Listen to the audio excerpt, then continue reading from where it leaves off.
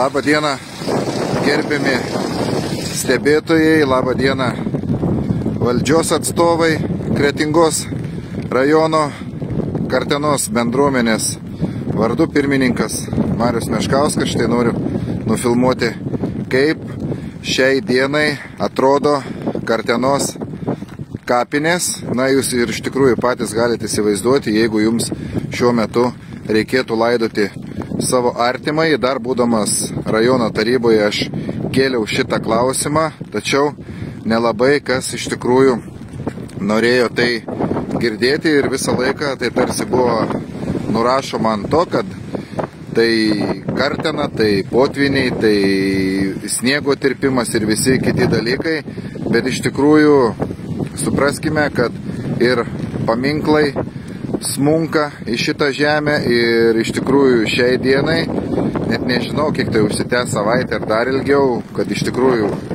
laidoti čia Kartenoj yra neįmanoma. Na ir dabar aš įlipsiu į automobilį ir tai tikrai parodysim, kokia yra vienintelė galimybė šiai dienai įvažiuoti į Kartenos kapus. Štai galite visi stebėti, mes neplaukiam, mes važiuojam su automobiliu ir kas dedasi iš tikrųjų Kartenos kapuose. Tikrai nelinkiu nei vienam, kad tektų savo artimąjį laidoti štai tokiom sąlygom, kai kur antkapių jau ir nematyti.